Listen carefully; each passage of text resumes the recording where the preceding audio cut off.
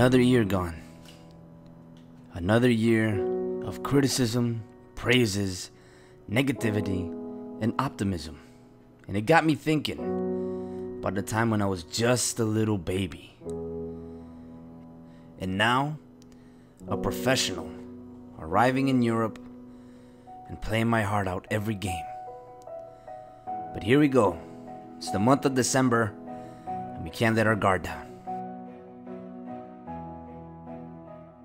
So here we are, the last game against Brescia, but we had a couple games before this, starting with Parma. Now this game was important. Why? Because we were tied with Milan and Fiorentina for first place, so no one could relax at this moment. From the beginning of the match, the manager told the whole team that they had to come out and pressure, and pressure is what Sanderson did, as he became a nuisance for this Parma side, not only on defense, but on the attack as well. As right here, minute 7, Tevez will give the ball back, but Parma just did enough to block us. Minute 13, Sanderson once again cuts inside, drives towards the goalie, but they take away the ball right at the last second. They do have a corner though. Right at this corner, it's a header, Sanderson right in the way, but the keeper did just enough to block that. Minute 22, there's a bunch of bounces in the box, and here we go.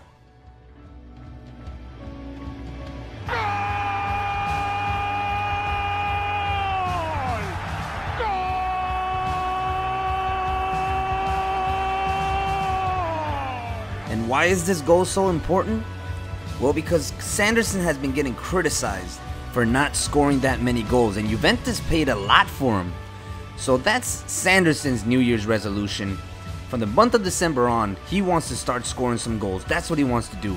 He's been assisting a lot, but he just hasn't been scoring as many as maybe he did in Chelsea and even in Middlesbrough. And now, as the game kept going, something was bound to happen. And oh man, a penalty. And this spells trouble, because if Fiorentina and Milan win their game and Juve can't beat Parma, they're in third place. It doesn't matter.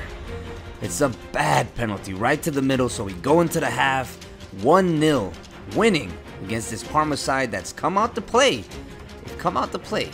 As you can see, the stats are very even, but Sanderson's having none of it. The beginning of the second half, he drives through, scores a goal, and that's a brace. A brace for Sanderson, and listen to the fans. The fans ecstatic to see Sanderson just roaming and running, and Sanderson right now, looking like an animal that's been caged for a very long time, has finally been released, and then is just tearing apart his prey. And to be honest, not many teams can deal with Sanderson when he's inspired. And in this Parma game, he was inspired. The game, fortunately for Parma, would end 2-0. And now it's a difficult decision for the manager, because it's Fiorentina or Copenhagen. So it's either qualification for Champions League and rest Sanderson against Fiore, or rest him against Copenhagen, trust the team, and play against Fiorentina to keep up in this race for the Scudetto. So at 31 points tied, Sanderson's playing Quadrado, a very dear friend of Sanderson. They both have the same ideals, they both like to play with flair, and that's why they get along so well. But in this match, they're rivals, and Sanderson would have no mercy if he had to score against Fiore. The beginning of the match, once again, Sanderson just showing why he is now being considered for the Ballon d'Or. Because Cristiano Ronaldo and Messi have done great things, but Sanderson is right at their heels. Vidal, right in minute 31, tries to get a goal in, but it just doesn't go through. But look at Sanderson staying on them with the pressure, and he gets a throw-in. And why is this throw-in so important? Well, when you make the opponents make mistakes, you create opportunities. And those opportunities can turn into goals. And that's just what happens to Fiorentina. 1-0 for Juventus, leading the Scudetto race at the moment, but it wouldn't stop there. Before the first half ends, Sanderson with a beautiful assist to Llorente to go 2-0 up. And in the second half, he wouldn't let up. He kept coming. He kept coming at Fiorentina. And in minute 90, when everyone's taking it easy, Sanderson goes straight at the defense, A beautiful goal. And that's what he's about. He never gives up until the final whistle. And it pays off for him. Another goal for the star man of Juventus. Now, on to Copenhagen. And this time, the manager would not choose Sanderson to play. And they only need a draw.